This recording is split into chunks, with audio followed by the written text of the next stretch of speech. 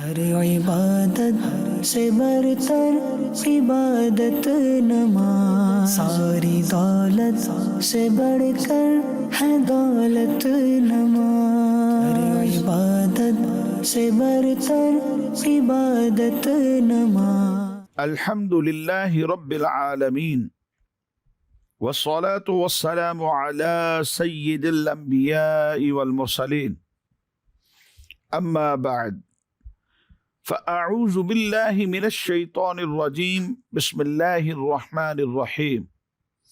الصلاة والسلام علیک یا رسول اللہ وعلی آلک واصحابک یا حبیب اللہ، الصلاة والسلام علیک یا نبی اللہ وعلی آلک واصحابک یا نور اللہ۔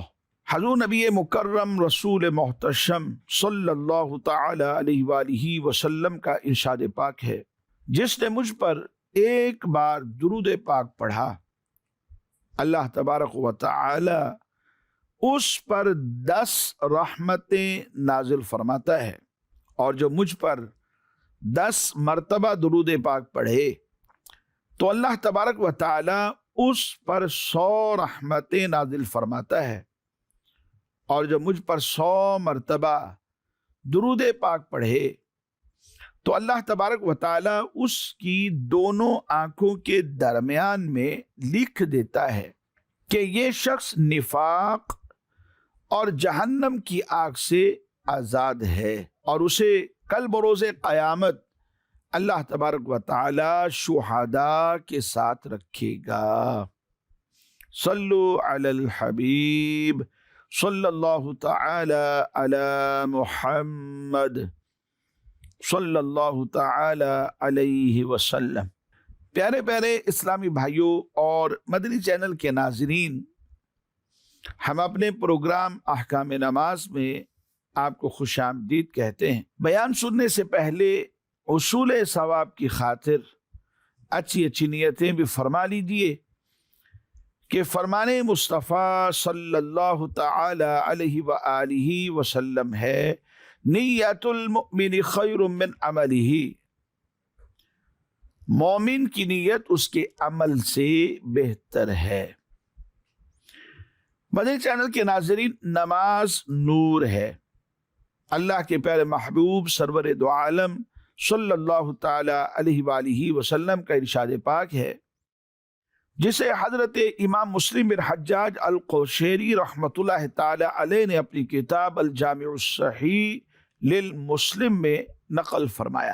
ارشاد فرمایا کہ الصلاۃ نور، نماز نور ہے۔ ناظرین، ہم جانتے ہیں کہ لائٹ کا جو مقصد ہے وہ روشنی دینا ہوتا ہے، اور اسی مقصد کو حاصل کرنے کے لیے عموماً ٹیوب لائٹ بلندی پر لگائی جاتی ہے، لیکن جب یہ ٹیوب لائٹ خراب ہو کر روشنی دینا چھوڑ دیتی ہے تو ہم اسی ٹیوب لائٹ کو اتار کر کوڑا دان میں پھینک دیتے ہیں، کیونکہ اب یہ استعمال کے قابل نہیں۔ اور اصول بھی ہمارے نزدیک یہی ہے کہ بے مقصد چیز کا کوئی مقام نہیں ہوتا، یا اسے کوئی مقام نہیں دیا جاتا۔ ہم انسانوں کو پیدا کیے جانے کا جو اصل مقصد ہے، جس کو آپ یوں بھی کہہ سکتے ہیں کہ مقصد حیات، وہ اللہ پاک کی عبادت ہے، اور عبادات میں نماز کو بہت زیادہ اہمیت اور فضیلت حاصل ہے۔ اللہ پاک کے پیارے نبی حضرت ابراہیم علیہ السلام نے، آپ نے تو اپنے لیے اور اپنی اولاد کے لیے نماز کے بارے میں دعا بھی کی، اور اس کا ذکر قرآن پاک کے اندر موجود ہے۔ فرمایا کہ اے میرے رب، مجھے نماز کا قائم کرنے والا رکھ، اور کچھ میری اولاد کو، اے ہمارے رب، اور ہماری دعا سن لے۔ ناظرین، اگر دیکھا جائے تو حقوق اللہ میں نماز کی اہمیت اس قدر زیادہ ہے کہ روز قیامت تمام حقوق اللہ میں سب سے پہلے इसी के मुताल्लिक सवाल होगा। हदीस मुबारक में इस बात को वाज़ेह किया गया है। हजरत इमाम नसाई रहमतुल्लाह ताला अलैह ने इस हदीस को अपनी किताब के अंदर नकल फरमाया है। हदीस नंबर है 3997। कल कयामत के दिन बंदे से सबसे पहले उसकी नमाज के बारे में सवाल किया जाएगा। और इस हदीस मुबारक के तहत हजरत अल्लामा अब्दुल रऊफ मनावी रहमतुल्लाह ताला अलैह ने फरमाया कि बेशक नमाज ईमान की अलामत है और असल इबादत है। हदीस मुबारक में हज़रत नबी रहमत सल्लल्लाहु ताला अलैहि वसल्लम ने नमाज को नूर करार दिया है। इसकी वजाहत समझ फरमाया जैसे रोशनी घड़ों में गिरने से बचाती है, रात का वक्त है, अंधेरा है, तारीकी है और रोशनी पास मौजूद है, हमें नजर आ जाता है कि आगे क्या आ रहा है, कोई गड़ा है, कोई खड्डा है, कोई ऊंची जगह है, कोई नीची जगह है, लाइट की रोशनी में नजर आती है। और अगर ना हो और तारीक रात हो, बड़ी एहतियात से चलना पड़ता है। और ऐन मुमकिन है, यानी हो सकता है कि बंदा सामने आने वाले किसी गड्ढे में गिर जाए, उसे कोई नुकसान पहुंच जाए, अचानक कोई चीज आगे आ जाती है तो नुकसान पहुंच सकता है। तो फरमाया जैसे रोशनी घड़ों में गिरने से बचाती है, ऐसे ही नमाज बेहयाई और इस जैसे यानी बेहयाई के जैसे कई गुनाहों के घड़े में गिरने से इंसान को बचा लेती है। और मजीद फरमाया कि कयामत के दिन नमाजी के लिए अजर सवाब जो है वो नूर बनकर जाहिर होगा। इस वजह से कहा गया कि अस्सलातु नूरुन। और हजरत इमाम नववी शाफई रहमतुल्लाह ताला अलैह ने इसकी शरह में ये भी वजाहत फरमाई कि नूरे नमाज दुनिया में और आखिरत में जो नमाज पढ़ने वाला नमाजी है उसके चेहरे, उसके फेस से बिल्कुल जाहिर होगा। इस वजह से कहा गया कि नमाज नूर है। और मजीद आपने फरमाया कि नमाज मुसलमान के दिल की और चेहरे की और कब्र की और क़यामत की रोशनी है। यानी दिल में भी रोशनी पैदा करेगी, चेहरे से भी रोशनी, नमाज का नूर बिल्कुल जाहिर होगा। कब्र में जाएगा, कब्र रोशन हो जाएगी और क़यामत के दिन की जुल्मतों में, तारीकियों में, अंधेरों में भी नमाज इसके लिए रोशनी बन जाएगी। इस तफसीर को अगर आप बगौर सुन लेते हैं या कभी मुताला का मौका मिले, किताब सामने आए और बगौर मुताला कर लेते हैं, तो नमाज की अहमियत बिल्कुल रोज रोशन की तरह वाज़ेह है। अल्लाह के महबूब सरवर दो आलम सल्लल्लाहु ताला अलैहि वसल्लम ने इसकी वजाहत खुद फरमा दी कि किसे नूरे नमाज मिलेगा और किसे नहीं मिलेगा। चुनांचे आपका इरशाद पाक है कि जिसने नमाजों की हिफाजत की उसके लिए कयामत में नमाज जो है वो नूर और बुरहान यानी दलील और निजात होगी। और जिसने नमाज की हिफाजत ना की तो उसके लिए ना नूर होगा, ना बुरहान और ना ही नजात। यानी वो शख्स जो बेनमाजी है, नमाज की हिफाजत नहीं करता था, कयामत में फरमाया गया कि कारून, फिरौन, हामान और उबई बिन खलफ, ये जो कुफार हैं, इनके साथ उसे उठाया जाएगा। अल्लाहु अकबर। अल अमान वल हफीज। एक मौका पर इरशाद पाक हुआ कि उन लोगों को कयामत के दिन कामिल नूर की बशारत हो, खुशखबरी हो, जो अंधेरों में पैदल चलकर मस्जिदों को जाते हैं। मनकूल है कि जब कयामत कायम होगी तो नमाजियों को जमात दर जमात, गुरोह दर गुरोह जन्नत की तरफ जाने का हुक्म होगा। जब पहला गुरोह, पहली जमात जन्नत में दाखिले के लिए लाई जाएगी तो उनके चेहरे जो हैं वो सितारों की तरह चमकते दमकते होंगे। फरिश्ते उनका इस्तकबाल करेंगे اور ان سے سوال کریں گے, پوچھیں گے کہ بھائی تم کون لوگ ہو؟ وہ کہیں گے کہ ہم امت محمدیہ علی صاحب الصلاۃ والسلام کے نمازی ہیں. پھر ان سے یہ سوال کیا جائے گا کہ تمہارے اعمال یعنی نمازوں کا کیا حال تھا؟ وہ کہیں گے ہم اذان سنتے ہی وضو کے لیے کھڑے ہو جائے, یعنی اذان کی آواز سنی فوراً کھڑے ہو گئے. کچھ لوگ تو ہے نا وہ انتظار میں رہتے ہیں کہ بھئی آخری 5 منٹ آئیں گے یا 2-4 منٹ رہ جائیں گے تو بس اٹھیں گے, وضو کریں گے اور فوراً جماعت میں شامل ہو جائیں گے, آخری تو مل ہی جائے گی.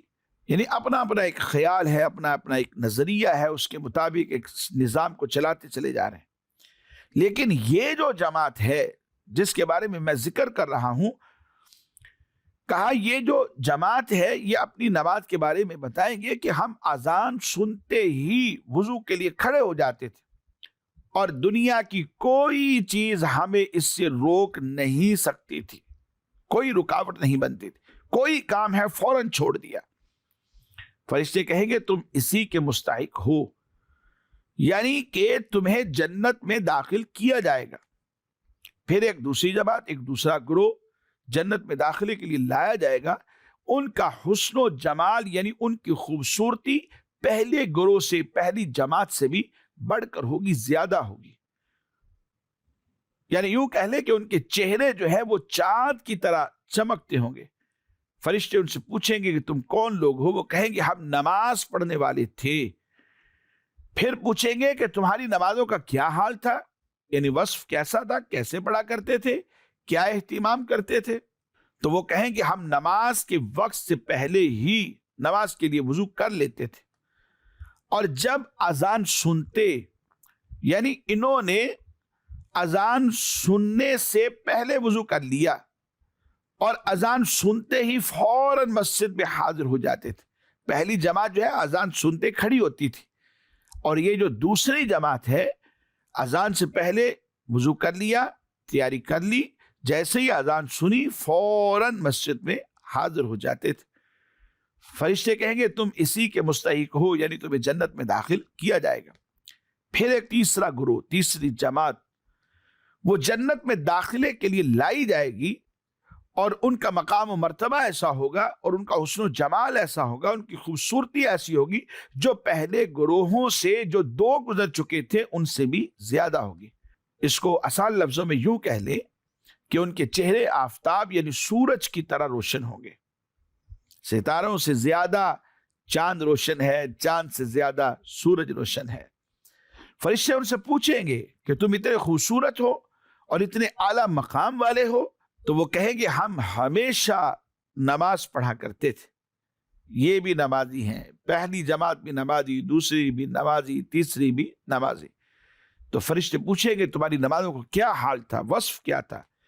وہ کہیں گے ہم اذان سننے سے یا اذان ہونے سے پہلے ہی مسجد میں موجود ہوتے تھے. پہلا جو گروہ تھا اذان سنتے ہی وضو کرنے چلا جاتا, اور جو دوسری جماعت تھی اذان سے پہلے اہتمام کر لیتے, اور جیسے اذان ہوتی مسجد کی طرف چل پڑتے اور مسجد میں حاضر ہو جاتے. اور یہ جو تیسرا گروہ ہے جن کے چہرے سورج کی طرح چمکتے ہوں گے, آفتاب کی طرح چمکتے ہوں گے, ان کی نمازوں کا وصف یہ ہوگا کہ ہم اذان ہونے سے پہلے ہی مسجد میں موجود ہوتے تھے اور اذان مسجد میں ہی جا کر سنا کرتے تھے. فرشتے کہیں گے کہ تم اسی کے مستحق ہو. تو مدنی چینل کے ناظرین, نماز نور ہے, اور نماز کا یہ جو نور ہے بندے کے چہرے سے قیامت کے دن عیاں ہوگا. پتہ چل جائے گا کہ فلاں شخص کے جس کے چہرے پہ نور ہے, یہ اس لیے ہے کیونکہ دنیا میں یہ نماز کا اہتمام کیا کرتا تھا. تو مدنی چینل کے ناظرین, آئیے آج کے اس پروگرام میں چند ایک احکام نماز کو بھی شامل کرتے ہیں. آج ہم نماز کی جماعت اور صفوں کے متعلق چند ایک احکام بیان کریں گے. سب سے پہلا جو سوال یا مسئلہ آج کے اس پروگرام میں شامل کرنے جا رہے ہیں وہ اس طرح ہے کہ مسجد میں جماعت ہوتی ہے, تو جب یہ جماعت ہوتی ہے مقتدیوں کی صفیں بنی ہوئی ہوں, تو امام کو مقتدیوں کی پہلی صف سے کتنا آگے کھڑا ہونا چاہیے؟ ایک صف کا فاصلہ، 2 کا، 3 کا، 4 کا، کتنا فاصلہ امام رکھ سکتا ہے پہلی صف سے؟ اس حوالے سے یہ بات ذہن میں رکھیں کہ امام صف سے اتنا آگے کھڑا ہو کہ جو مقتدی اس کے بالکل پیچھے ہے اس کا سجدہ مسنون طریقے پر بآسانی ادا ہو سکے، یعنی اتنا پیچھے نہ آ جائے کہ وہ سجدہ کرنے کی طرف جائے تو اس کے لیے مشکل کھڑی ہو جائے۔ بالکل ایک صف کا فاصلہ اگر ہوگا تو یہ مشکل نہیں پڑے گی۔ بلا ضرورت اس سے کم فاصلہ رکھنا کہ جس سے مقتدیوں کو سجدے میں تنگی ہو جاتی ہے، دشواری کا سامنا کرنا پڑتا ہے، یہ منع ہے۔ اور اگر اتنی کم جگہ چھوڑی کہ مقام کی اس جگہ کی تنگی کے سبب اس کے پیچھے مقتدی کھڑا ہی نہیں ہو سکے گا تو پھر صف ناقص رہے گی، یعنی گویا امام کے بالکل پیچھے ایک بندہ حذف کر دیا گیا، اسے جدا کر دیا گیا، سائیڈوں پہ تو کھڑے ہیں لیکن بالکل پیچھے نہیں ہیں، تو یہ عمل مکروہ تحریمی ہے۔ اسی طرح بغیر کسی وجہ کے زیادہ فاصلہ چھوڑ دینا، یعنی ایک صف سے بھی زیادہ فاصلہ چھوڑ دیا اور وجہ بھی کوئی نہیں ہے، تو یہ خلاف سنت ہے، اسے مکروہ کہہ سکتے ہیں، مکروہ تنزیہی، یہ عمل خلاف سنت ہے۔ دوسرا ایک اور مسئلہ آج کے اس پروگرام میں ہم شامل کرتے ہیں، صف میں جو یہ حکم ہے کہ کندھے سے کندھا ملا کے کھڑے ہوں، اس حکم کے حوالے سے شریعت کیا بیان کرتی ہے؟ شریعت کا حکم اس حوالے سے یہ ہے کہ صفیں مل کر کھڑی ہونی چاہیے کہ بیچ کے اندر کشادگی نہ رہ جائے، اور سب کے جو شولڈر ہیں، کندھے ہیں، جن کو مونڈے بھی کہا جاتا ہے، تو یہ سب کے برابر ہوں، ایک دوسرے کے ساتھ جڑے ہوئے ہوں۔ صفوں کو سیدھا رکھنے اور صف میں مل کر کھڑے ہونے کا حکم نبی پاک صلی اللہ تعالی علیہ وآلہ وسلم نے خود ارشاد فرمایا اپنی صفوں میں خوب مل کر کھڑے ہوا کرو اور قریب قریب صفیں بناؤ، اور گردنیں ایک سیدھ میں ہونی چاہیے، اور اس ذات کی قسم جس کے قبضہ قدرت میں محمد صلی اللہ تعالی علیہ وآلہ وسلم کی جان ہے، یہ بات حضور نبی پاک صلی اللہ علیہ وسلم نے ارشاد فرمائی، اور فرمایا کہ میں شیاطین کو دیکھتا ہوں، انی لأری الشیاطین، میں شیاطین کو دیکھتا ہوں کہ وہ صفوں کے درمیان میں ایسے داخل ہوتے ہیں جیسے بھیڑ کا بچہ۔ تو شیاطین کو تو داخل ہونے نہیں دینا، کیونکہ جب یہ داخل ہوں گے تو خلل پیدا کریں گے، ایک دوسرے کے دل میں دوسرے کے لیے بغض اور کینہ پیدا کریں گے، یعنی مسلمانوں کو ایک نہیں ہونے دیتے بلکہ انہیں جدا کرنے کی کوشش کرتے ہیں تاکہ یہ نافرمانی کریں، یہ تعلقات کو ختم کرنے والے بن جائیں، آپس میں لڑتے اور جھگڑتے نظر آئیں، ایک دوسرے کو مارتے ہوئے نظر آئیں، اور ان چیزوں کو ختم کرنا ہے۔ نماز میں جب صفیں خوب مل کر کھڑی ہوتی ہیں اور کندھے سے کندھا ملا ہوا ہوتا ہے، گردنیں ایک سیدھ میں ہوتی ہیں، تو آپس میں محبتیں پیدا ہوتی ہیں۔ تو ہم نے تو محبتیں پیدا کرنی ہے، نہ یہ کہ تعلقات کو ختم کرنا ہے، توڑنا ہے۔ اللہ کریم ہم سب کو عمل کی توفیق عطا فرمائے۔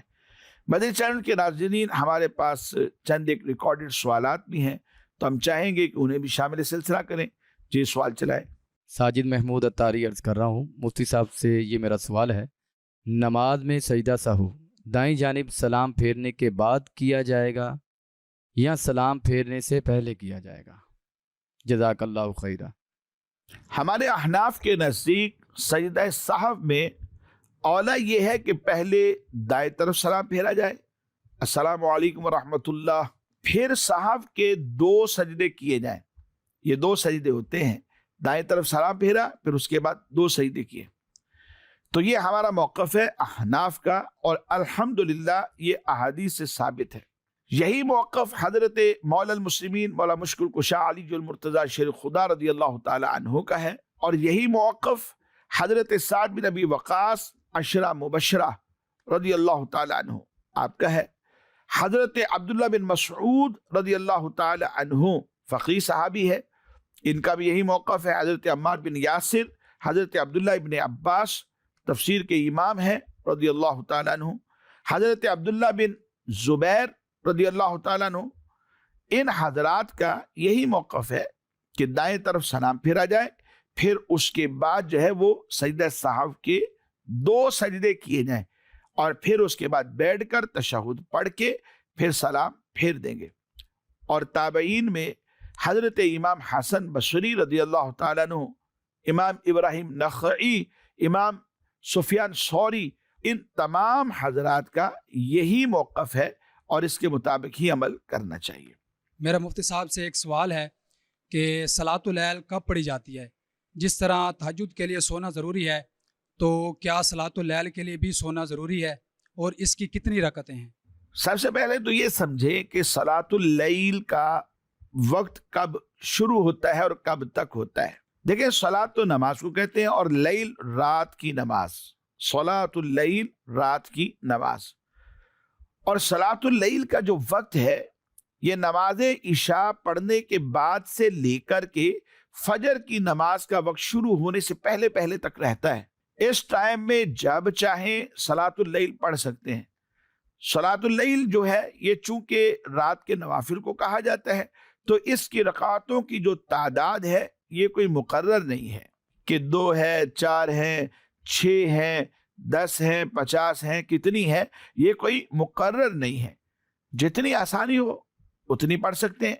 کوئی بندہ اگر 2 بھی پڑھے گا تو وہ گویا کہ صلاۃ اللیل اس نے ادا کی ہے۔ تہجد کی نماز کے لیے عشاء کی نماز کے بعد سونا ضروری ہوتا ہے۔ سوئیں گے، آنکھ لگے گی، عشاء کی نماز پڑھ چکا تھا، پھر اس کے بعد آنکھ لگی ہے، تو یہ سونا گویا کہ پایا گیا، شرط پائی گئی، تو یہ تہجد کی نماز پھر اٹھنے کے بعد ادا کر سکتا ہے۔ لیکن صلاۃ اللیل کے لیے سونا یہ ضروری نہیں ہوتا۔ نہیں سوئے کسی بھی وقت، 11 بجے، 10 بجے، 12 بجے، یہ اگر 2 رکعت نماز نفل بھی پڑھ لے گا تو یہ صلاۃ اللیل ہی کہلائے گی۔ مدنی چینل کے ناظرین، ہمارے آج کے اس پروگرام کا وقت اختتام کو پہنچا۔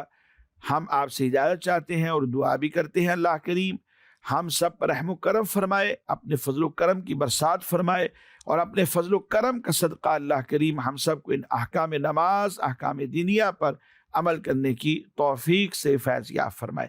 آمین بجاہ النبی الامین صلی اللہ تعالی علیہ وآلہ واصحابہ وبارک وسلم۔ ہر عبادت سے برتر عبادت نماز، ساری دولت سے بڑھ کر ہے دولت نماز، ہر عبادت سے برتر عبادت نماز۔